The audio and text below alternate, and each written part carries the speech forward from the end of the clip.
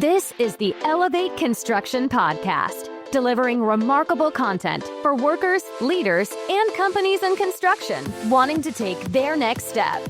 Get ready to step out of your comfort zone with Jason Schroeder as he encourages you to do better, live a remarkable life, and expect more. Let's go.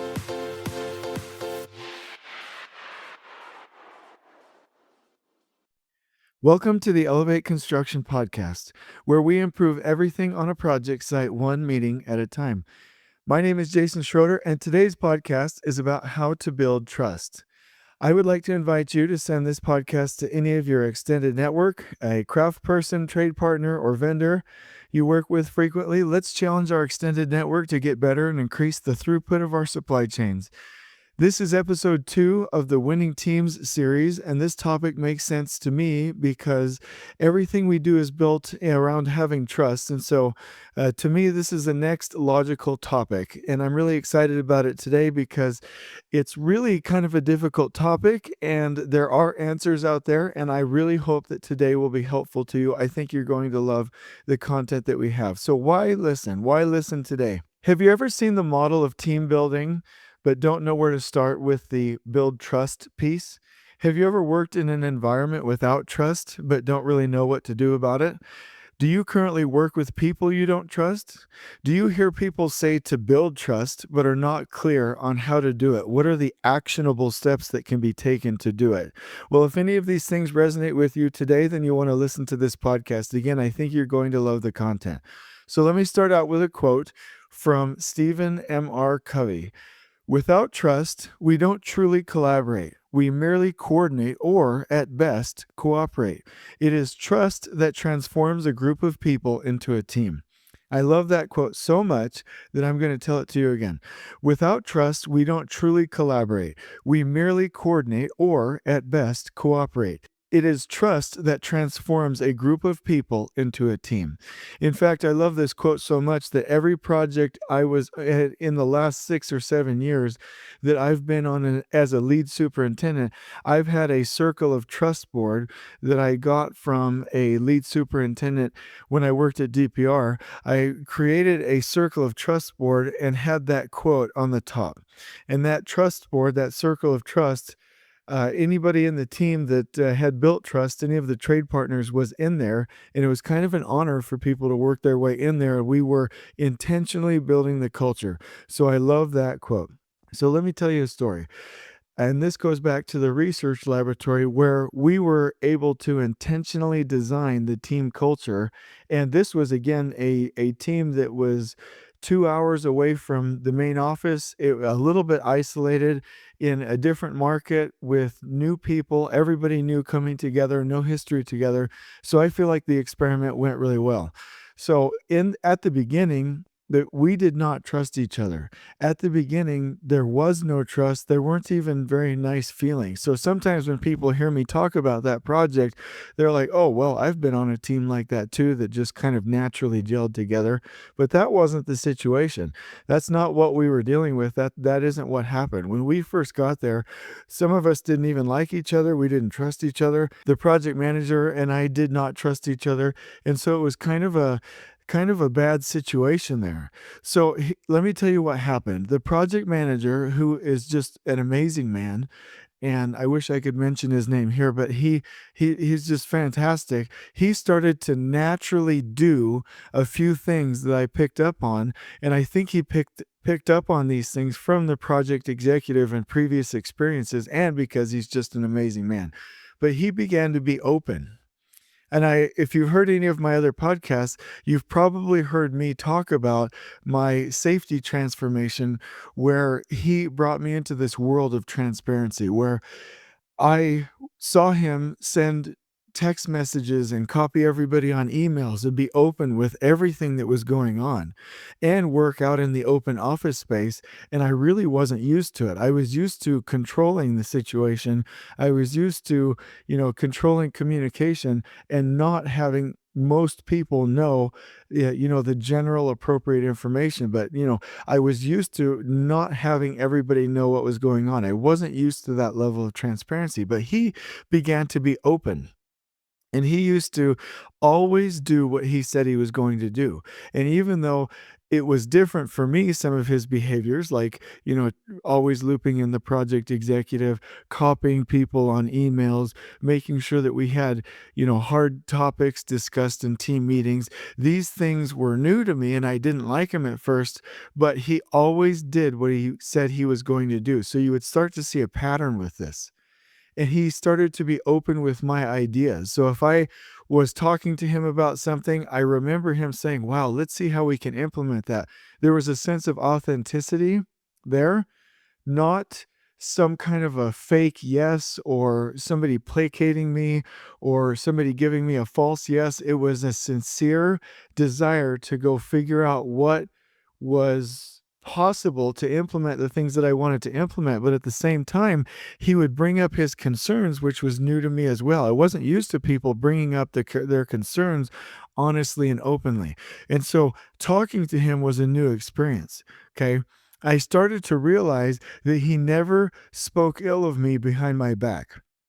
That started to build trust, right? The openness already started to build trust. Him doing what he said he was going to do started to build trust with me, right? And then I saw him actually intentionally start to build the team with me so that we knew that we had common behaviors. We knew what to expect from each other. We knew each other's roles. We would start to have discussions in team meetings, and we actually started to intentionally build trust with the team. And the one thing that I really appreciated is if there was a difficult situation, he would tackle it head on. Wouldn't go off, into a room and shut the door and have some side conversation unless it was, something that dealt with, HR or, some really confidential topic that HR would want us to have. He would have those conversations and say, "Hey guys, can we huddle up real quick? Let's deal with this hard conversation." And I started to really appreciate that. And then something that happened to me was I read The Five Dysfunctions of a Team by Patrick Lencioni and then started to read all of his other books.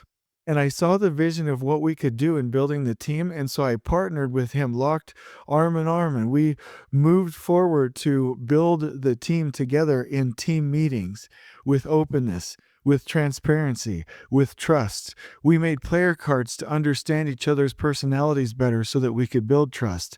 We would do things like saying positive things about each other around the room. We would do things like mining for conflict. We would do things like ask each other's personal histories or something about their past that we needed to know. We would practice trust. We would be vulnerable in these meetings. And we had amazing, amazing team meetings. And we went from a group of people that didn't trust each other to a high performing team.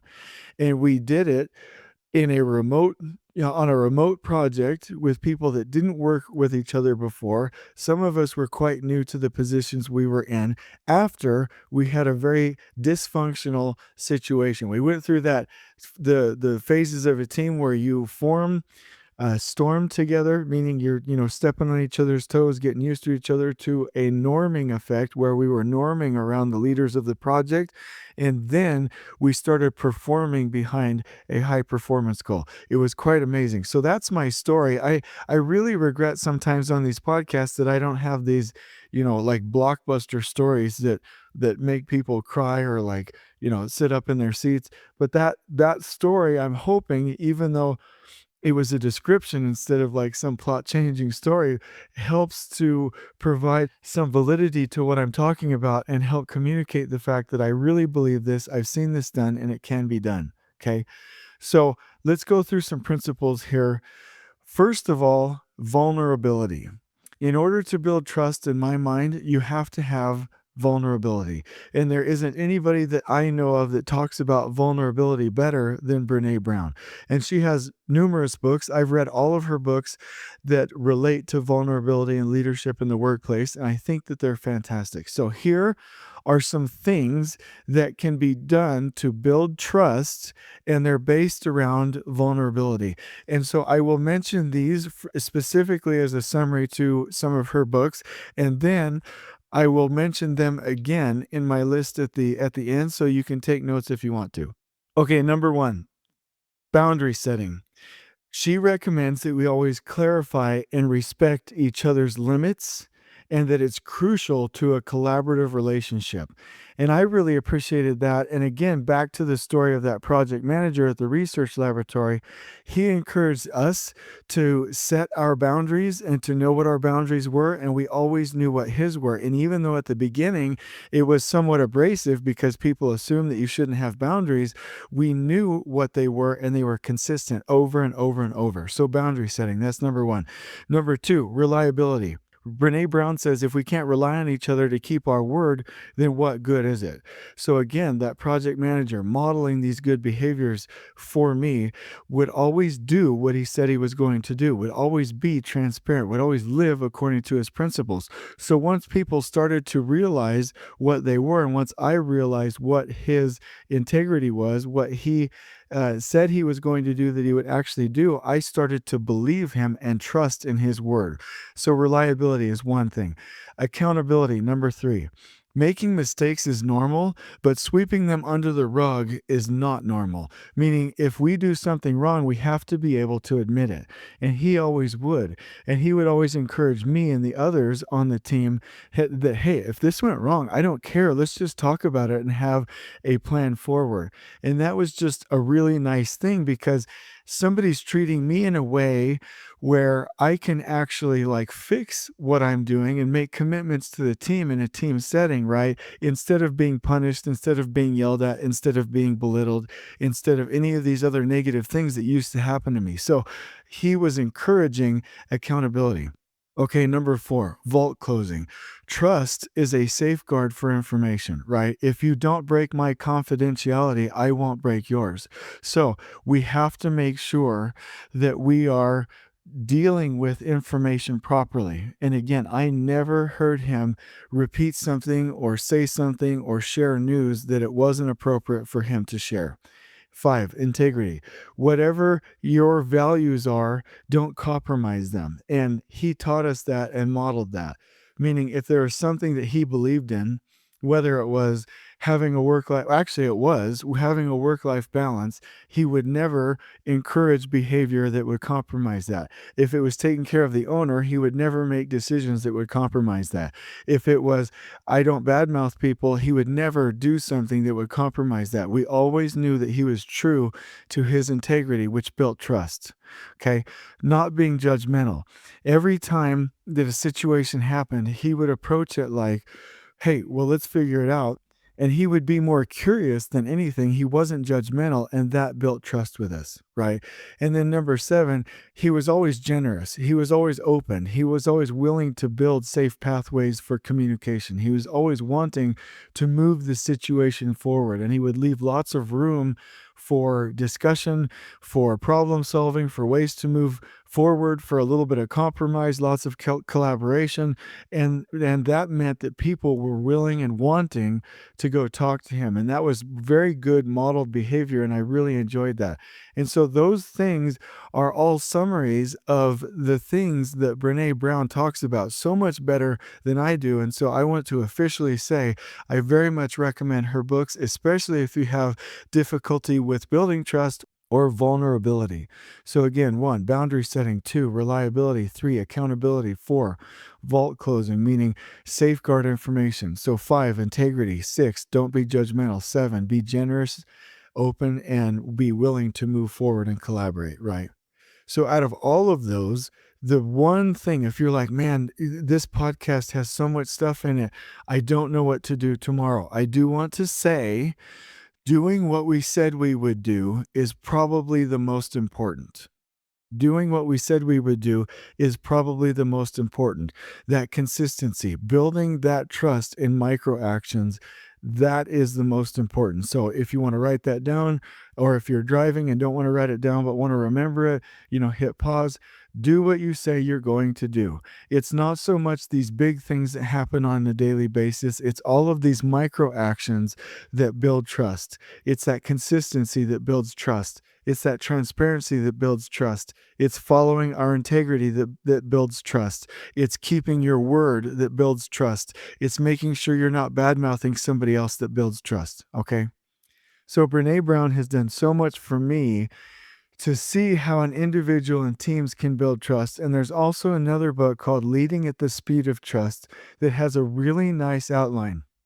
And if you want to immediately go into a book and get into a book that's quick, that can help you start to build trust immediately, or if you want to communicate trust in an interview to an owner, or if you're going in for a job interview, or if you want to start building trust with your family or with your friends or with your spouse or with your children, this book is a very quick read and very to the point with all of the concepts. So I'm going to list some of those right now.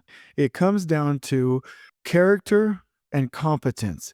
So if I want you to trust me, or if I want somebody to trust the team, that other person will begin to trust me once they start to understand my character and once they understand my competence. That's kind of broken down into 4 key categories. 1, my integrity. Do they know that I am consistent and that I will do what I say I will do? 2, intent. Do they know my intentions? If I'm going in for a job interview or an interview for a project with an owner or in a relationship, what do I want? They need to understand what I'm there for. What is my intent?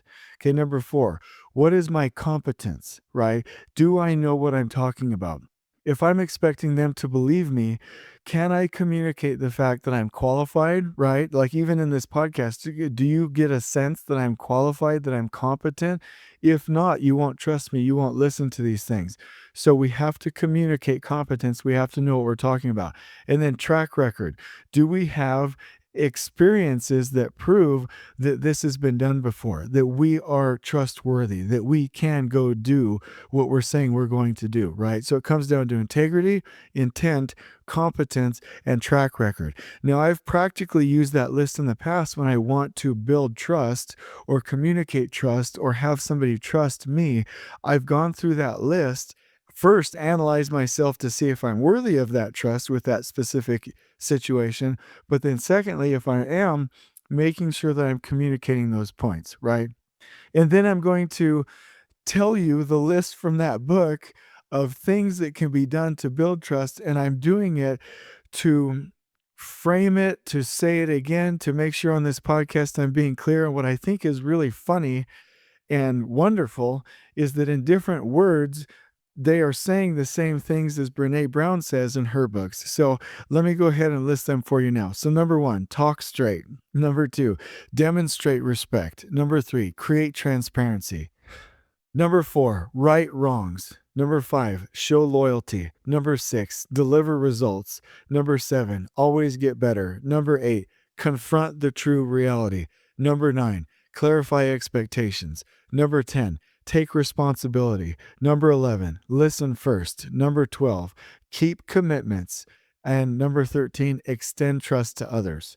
Now, when I go through that list, I would say about 90% of those are said in a different way and could almost be considered duplicates to what Brené Brown says. The talk straight, demonstrate respect, create transparency. We've already talked about those. Right wrongs, meaning get better, create safe pathways to communication, right? I love all of these. And the things that I think the book Leading at the Speed of Trust really focuses on and adds to the conversation, but Brené Brown also does cover it. But what I like is the listen first concept and the extend trust concept, right? The listen first one is amazing because I don't feel like anybody can create those safe pathways to communication. I don't feel like people can build trust unless they listen first and there's a collaborative environment there. So I absolutely love both of those books and would recommend, quite frankly, that you or I or anybody that's actively trying to build trust with the team make sure to write those down and actively practice them. So the textbook psychological clinical answer to how to get better with these things is to be intentional and to find opportunities to practice. Meaning, if you're looking at this list and tomorrow trying to build more trust with people and you highlight 1 or 2 of these that you're not doing well with, wow, I didn't say that so great, but you're not doing well with 1 or 2 of these items, then you go intentionally practice doing them well on a daily basis for at least 60 days. That's the clinical answer. You have to go intentionally practice, because perfect practice makes perfect. And that's why I hope this podcast is helpful. I don't want to just throw one idea out there. Sometimes people will criticize me and say, well, Jason, just give me one concept in the podcast. Okay, that's fine. That's fine. But everybody's different. Every team is different. And I would rather you email me or reach out to me with a list, or go read these books and get a list, or write down notes from this podcast and get a list, and actually find the specific things for you that you can go do to increase your trustability and build the team and find out how the team can trust each other more. Okay. But in summary, I would say the four main things, if we want to simplify it down, and somebody says, well, I do agree with other people, Jason, you should be a little bit more specific, then fine. Let me give you four things. Okay. Actually, let me do five, and I'll explain it with five, but it's really four main concepts. So here it is. Leaders do what they say they will do. They create trust with micro actions, all of their small behaviors, and they show discipline, right? They are vulnerable, they listen, and they are transparent. So let me describe those really quickly. So when leaders do what they say they're going to do, right, that builds trust, because there's a certain amount of integrity there.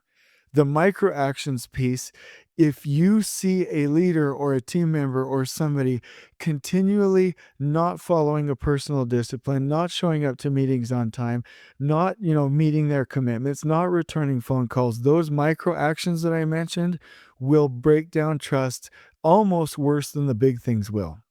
Being vulnerable. If you're not dealing with a person that will open up and show you who they truly are, there will always be walls there, and you can't build trust.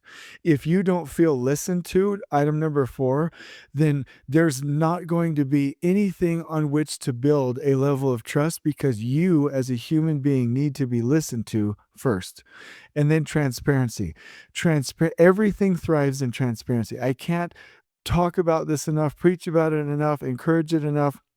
Everything good in life comes from transparency. We have to be transparent. So let me list those 5 condensed items really quickly.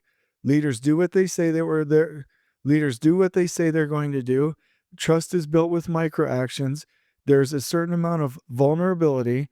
People listen to each other, and the team espouses, or the individual espouses, transparency, right? So what is the current state? Why are we even talking about this? Well, the current state is that teams badmouth each other in other circles. They'll go talk to somebody that they do trust. They'll leave the team meeting, won't say something, and they'll go tell their buddy or their wife or somebody else. Or they'll go end around the situation and talk to somebody's boss, right? Teams fight. Right? Teams fight. They don't talk well together. They get angry. They have closed doors. They don't have ways to go fix problems, right? Because every project has problems. Teams act inconsistently and then feel like trust is something that will just magically happen, right? With the current situation is that we have silos on projects. We have turf wars. We have politics.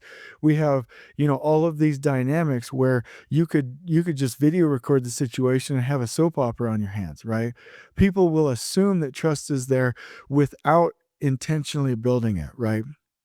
We have teams that do not do what they say they're going to do. We have teams that do not solve problems together. And we have teams that just run away from each other instead of trying to build that trust.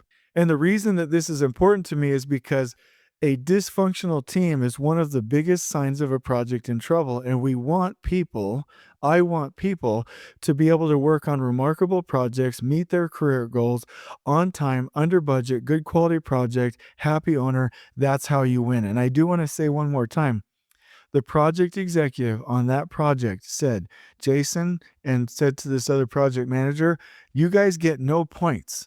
You get no points for finishing on time, under budget, with good quality. I will only consider this project a success if you're on time, under budget, quality product, everyone's meeting their career goals, you have a happy and healthy team, and the owner is happy. And I thought, wow, that's amazing. What if more of us in the construction industry knew that? What if that really was the metric for success?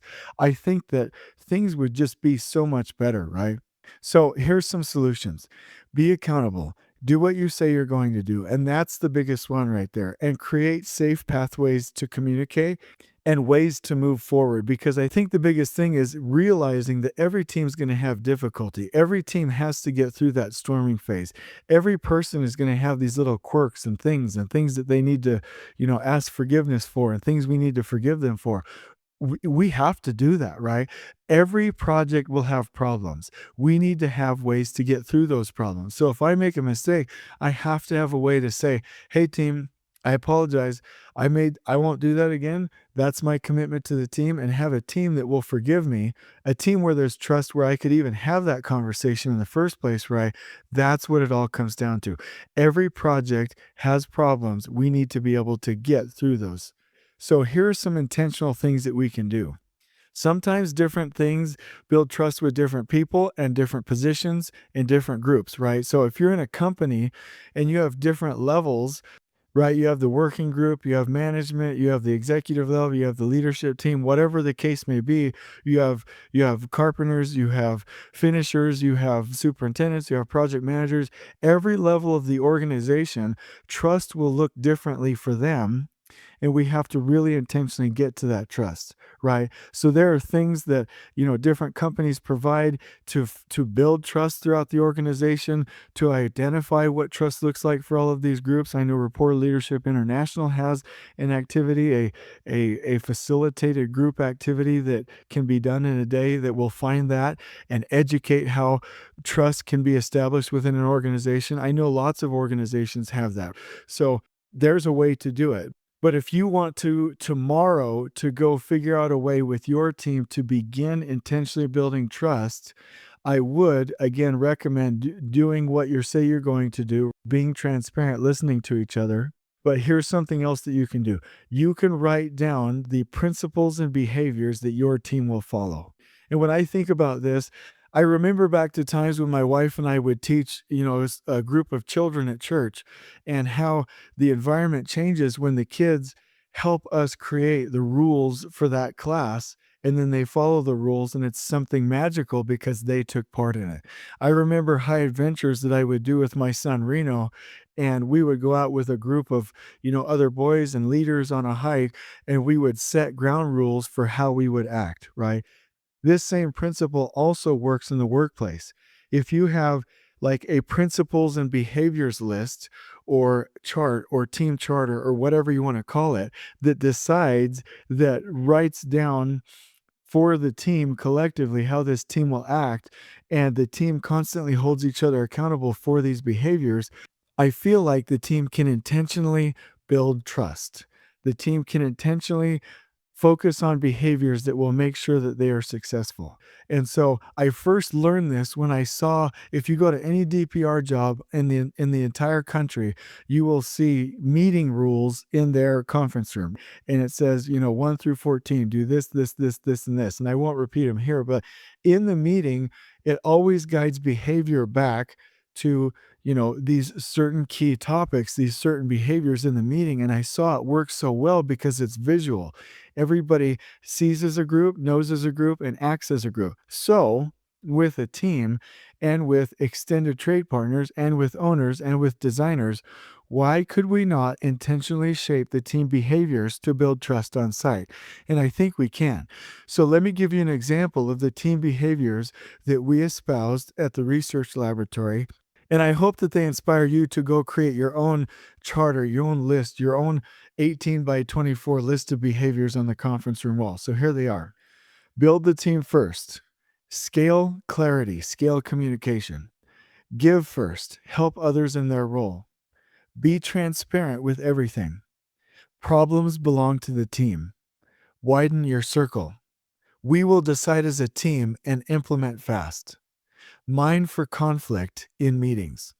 No end rounding, weigh in and buy in. Bring all problems to the surface. Remove roadblocks fanatically.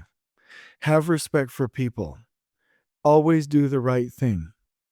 Treat the craft with equality and respect. Have open office spaces. Do not play boss with people. Have safe pathways to communication. Have clearly defined roles, and take time to train and develop each other. Now, that's quite a few, but they're very good. And I want to explain these briefly for the sake of this podcast because I believe in each of these principles. So, number one, build the team first.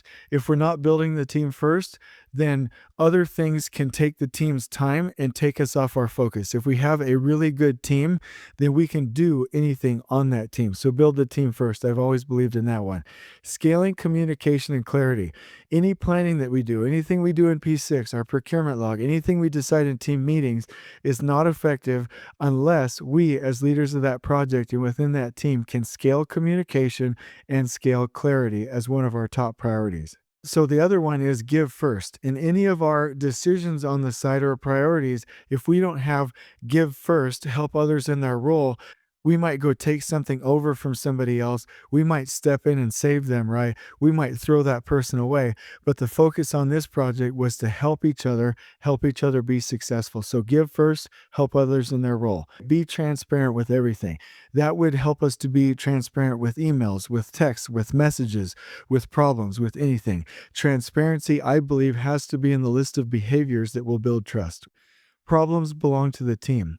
In construction, superintendents and people of all different positions feel like once there's a problem, they have to bear that burden alone on their shoulders, and then they don't tell other people about it. The problem gets worse. It always comes back around, and then that one person has that stress. So we as a team decided, problems belong to the team. There is no such thing as an individual problem. Widen your circle. That's another principle that we talked about. If we have difficulty, bring other people into your circle. Bring other people that can help you decide, that can brainstorm, that can share that burden. We will decide as a team.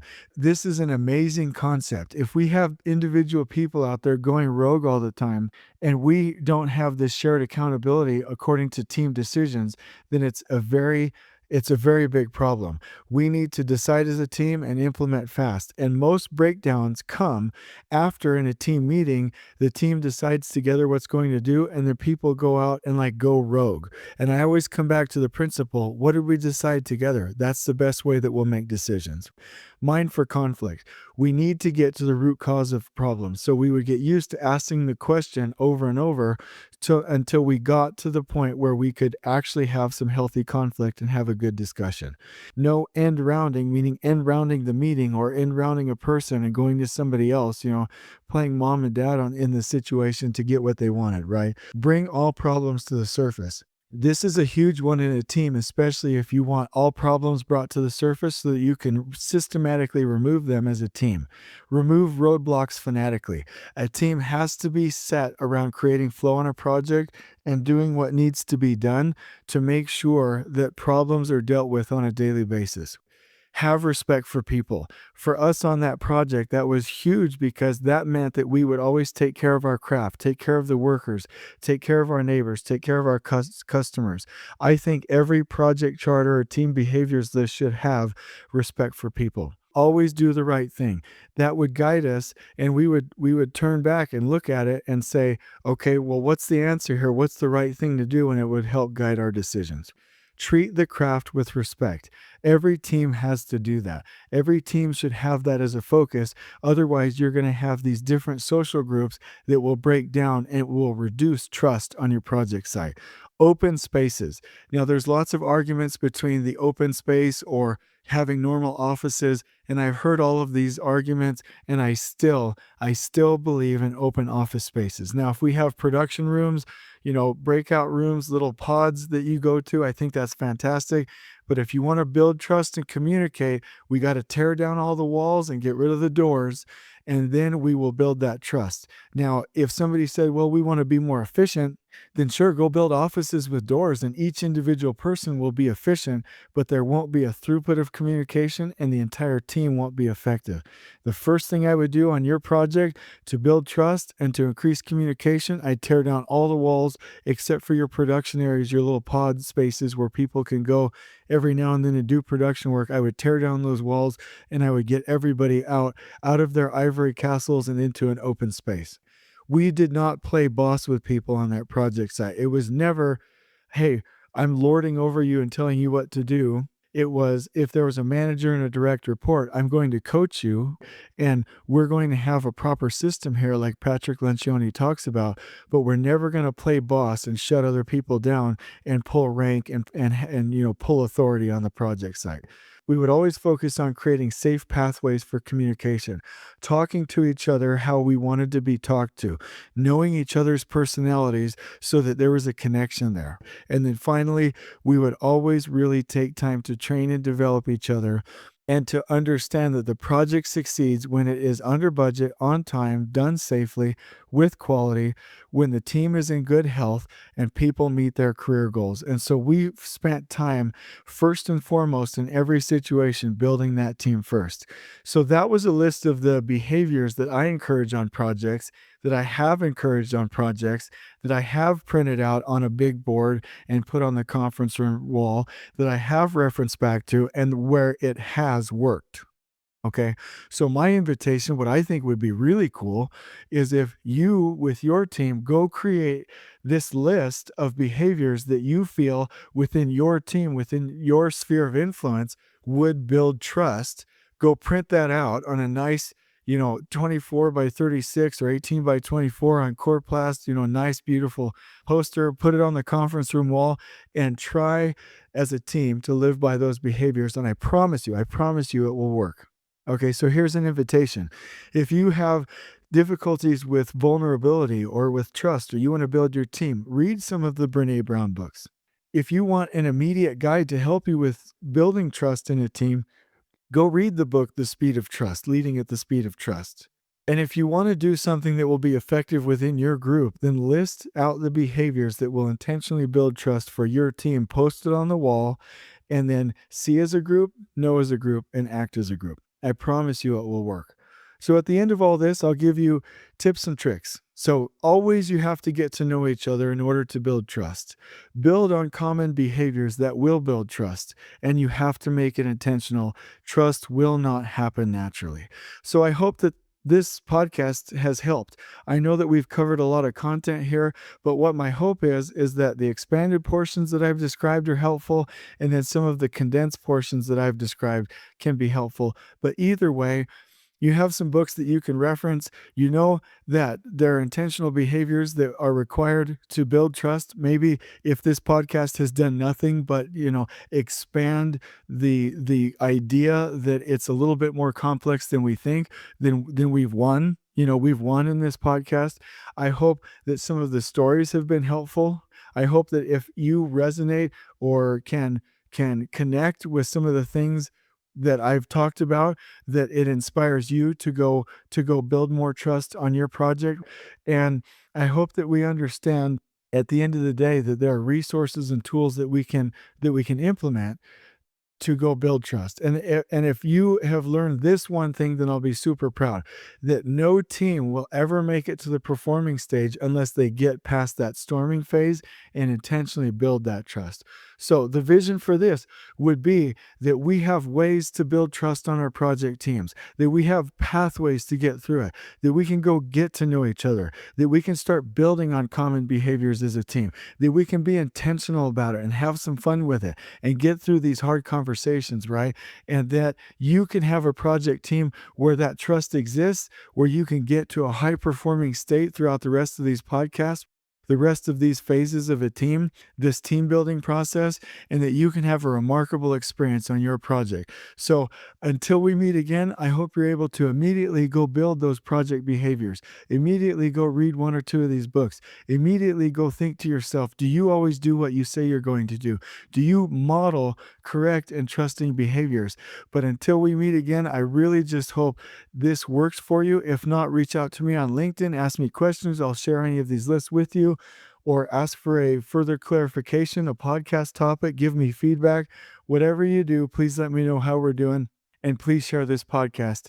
Until then, on we go.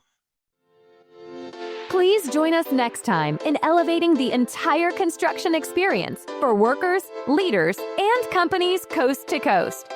If you're enjoying the show, please feel free to share with your construction colleagues and help us spread the word by rating, subscribing, and leaving a review on your preferred podcast listening platform. We really appreciate it. We'll catch you next time on the Elevate Construction Podcast.